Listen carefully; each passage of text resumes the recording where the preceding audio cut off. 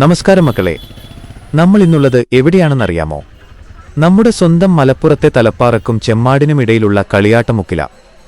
കേട്ടുപരിചയമുള്ളവർക്ക് ഈ പേര് കേൾക്കുമ്പോഴേ നെഞ്ചിലൊരു കൊട്ടിക്കയറ്റം വരും. അതെ, മലബാറിന്റെ സാംസ്കാരിക പെരുമ വിളിച്ചോതുന്ന, ജനലക്ഷങ്ങൾ ഒഴുകിയെത്തുന്ന മൂന്നിയൂർ കളിയാട്ടക്കാവ് ഉത്സവം അഥവാ നമ്മുടെ സ്വന്തം കോഴിക്കളിയാട്ടം കാണാൻ വന്നതാണ് നമ്മൾ. ഇടവമാസത്തിലെ കറുത്ത വെള്ളിയാഴ്ചയാണ് ഇവിടെ പൂരം കൊടിയേറുന്നത്. പക്ഷെ അതിനു മുന്നേ ഇവിടെ കളി തുടങ്ങും കേട്ടോ. ഈ ഉത്സവത്തിന്റെ ഏറ്റവും വലിയ പ്രത്യേകത എന്താണെന്നറിയാമോ? കുതിരക്കല്യാണം. ദേശക്കാരും നാട്ടുകാരും ബന്ധുക്കളുമെല്ലാം ഒത്തുചേർന്ന് ഒരൊറ്റ മനസ്സോടെ കാവിലമ്മയുടെ ചരിത്രവും അവദാനങ്ങളും പാട്ടുകളായി പാടിത്തിമർക്കുന്ന ഒരു ചടങ്ങുണ്ട്, കൊട്ടിപ്പാട്ട്. പൂരം നാളിൽ കാവിലേക്കെത്തുന്നതുവരെ ഈ പാട്ടും കൊട്ടും ഒരൊറ്റ മിനിറ്റ് പോലും നിൽക്കില്ല. അതങ്ങനെ അന്തരീക്ഷത്തിൽ അലയടിച്ചുകൊണ്ടേയിരിക്കും. ഫുട്ബോളും സുലൈമാനിയും ബിരിയാണിയുമൊക്കെയായി എപ്പോഴും ആവേശത്തിന്റെ കൊടുമുടിയിലുള്ള നമ്മളെ മലപ്പുറത്തുനിന്നാണ് ഇന്നത്തെ വീഡിയോ. തൃശ്ശൂര് പൂരവും ആനച്ചന്തവുമൊക്കെ നമ്മൾ ഒരുപാട് കണ്ടിട്ടുണ്ടാവും അല്ലേ? എന്നാൽ ജാതിയും മതവുമെല്ലാം മറന്ന് നമ്മളെ നാട്ടുകാരും മുഴുവൻ ഒത്തുചേരുന്ന തികച്ചും വ്യത്യസ്തമായൊരു വിസ്മയം നമ്മളെ നാട്ടിലുമുണ്ട്. മൂന്നിയൂരിലെ കളിയാട്ടമുക്ക് കാവിലെ ചരിത്രപ്രസിദ്ധമായ കോഴിക്കളിയാട്ടം. ഇടവമാസത്തിലെ ആദ്യത്തെ മഴ പെയ്തിറങ്ങുന്നതോടെ നമ്മളെ നാട് മുഴുവൻ ഈ ഉത്സവത്തിന്റെ ലഹരിയിലാകും. നീണ്ട 17 ദിവസത്തെ ആചാരങ്ങളാണ് ഇവിടെയുള്ളത്. ഈ ഉത്സവത്തിന്റെ ഏറ്റവും വലിയ ഭംഗി എന്താണെന്ന് വെച്ചാൽ, ഇത് വെറുമൊരു ആചാരം മാത്രമല്ല, നമ്മളെ നാടിന്റെ കൂട്ടായ്മയുടെയും സൗഹൃദത്തിന്റെയും വലിയൊരു അടയാളം കൂടിയാണ്. ചരിത്രപ്രസിദ്ധമായ മമ്പുറം മക്കാമും നമ്മളെ ഈ കാവും തമ്മിലുള്ള ആത്മബന്ധത്തിന് നൂറ്റാണ്ടുകളുടെ പഴക്കമുണ്ട്. എന്നാൽ കളിയാട്ടക്കാവ് എന്നെ എന്നും അത്ഭുതപ്പെടുത്തിയിട്ടുള്ളത് അവിടുത്തെ വൈവിധ്യമാർന്ന ആചാരങ്ങൾ കൊണ്ട് മാത്രമല്ല, മറിച്ച് തലപ്പാറ മുതൽ കളിയാട്ടമുക്ക് വരെ വഴിയോരങ്ങളിലും പാടവരമ്പുകളിലും സജീവമാകുന്ന അവിടുത്തെ കാർഷിക ചന്ത കണ്ടുകൂടിയാണ്. ഉപ്പുതൊട്ട് കർപ്പൂരം വരെ. പഴമക്കാർ പറയാറുണ്ട്, കളിയാട്ടക്കാവിലെ ചന്തയിൽ കിട്ടാത്തതായി ഒന്നുമില്ലെന്ന്. അത് അന്വർത്ഥമാക്കുന്ന കാഴ്ചയാണ് ഈ ദിവസങ്ങളിൽ അവിടെ കാണാനാവുക. കാലവർഷം പോരോക പടിക്കൽ എത്തിനിൽക്കുന്ന സമയമായതിനാൽ വരും വർഷത്തേക്കുള്ള കാർഷിക ഒരുക്കങ്ങൾക്കെല്ലാം മലബാറുകാർ ആശ്രയിക്കുന്നത് ഈ ഉത്സവച്ചന്തയാണ്. മണ്ണിലേക്കിറങ്ങാൻ പച്ചക്കറി വിത്തുകളുടെ ശേഖരം, പുതിയ കൃഷി ഇറക്കാൻ പറ്റിയ ഏറ്റവും മികച്ച സമയമാണിത്. അതുകൊണ്ടുതന്നെ വിത്തുവിപണനമാണ് ഈ ചന്തയിലെ പ്രധാന ആകർഷണം.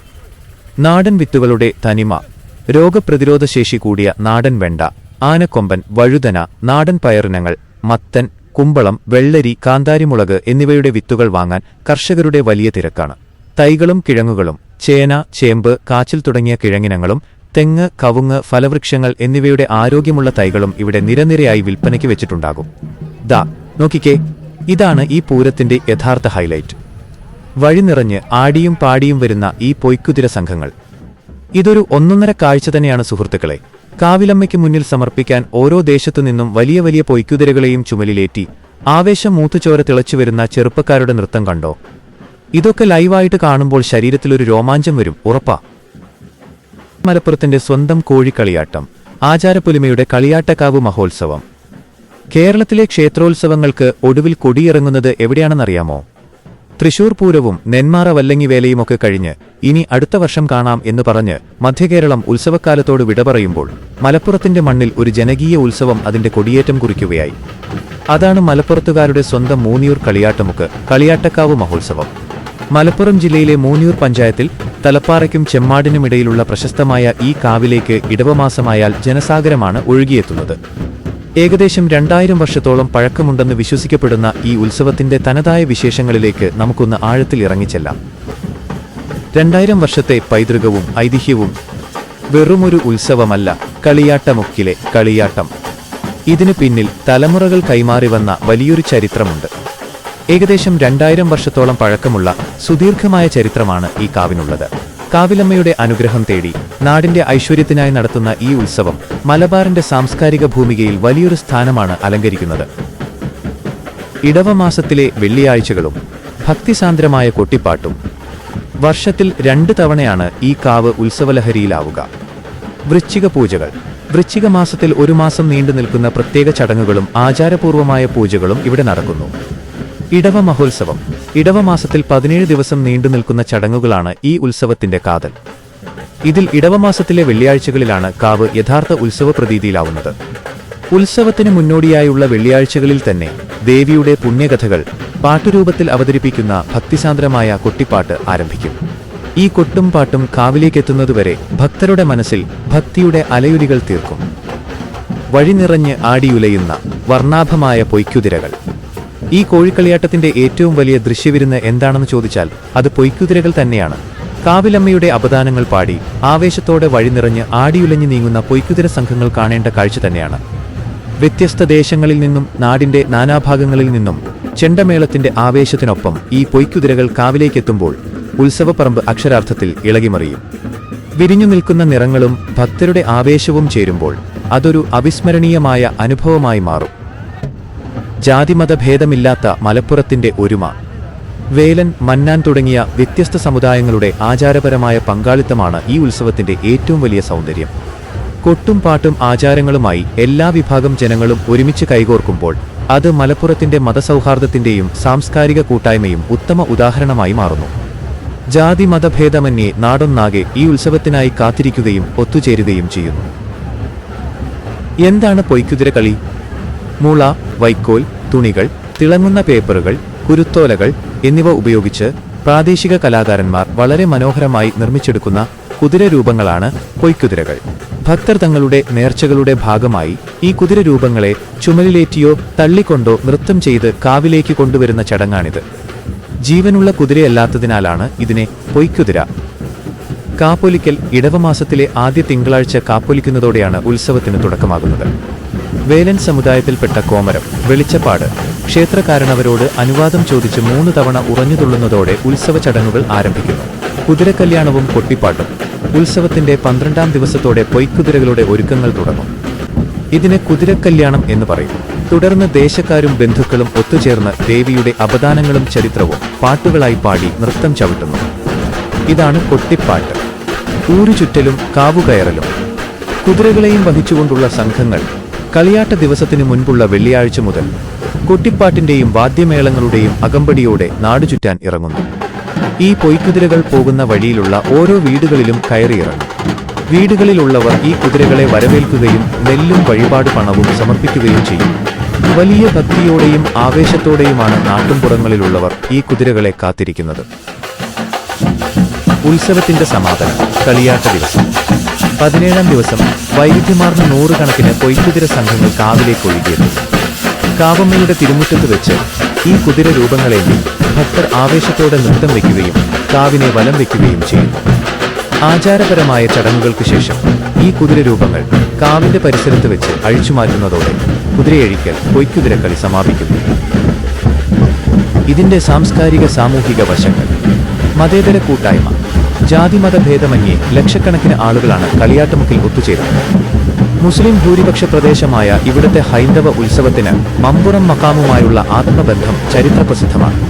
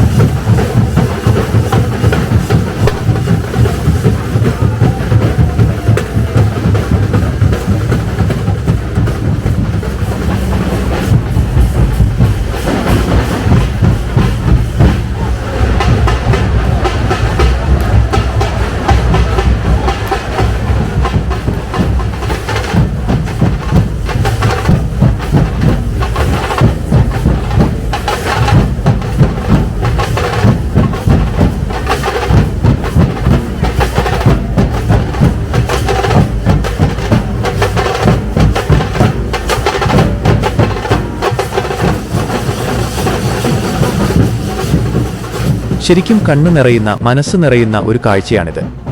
നമ്മുടെ നാടിന്റെ ഈ തനത് വിസ്മയം നിങ്ങൾക്കൊക്കെ ഇഷ്ടപ്പെട്ടു എന്ന് കരുതുന്നു. നമ്മുടെ നാട്ടുകാർ ആരെങ്കിലും ഈ വീഡിയോ കാണുന്നുണ്ടെങ്കിൽ നിങ്ങളുടെ കളിയാട്ടമുഖ അനുഭവങ്ങൾ താഴെ കമന്റ് ചെയ്യണേ. വീഡിയോ ഇഷ്ടപ്പെട്ടാൽ ലൈക്ക് ചെയ്യാനും ഷെയർ ചെയ്യാനും ചാനൽ സബ്സ്ക്രൈബ് ചെയ്യാനും മറക്കരുത്.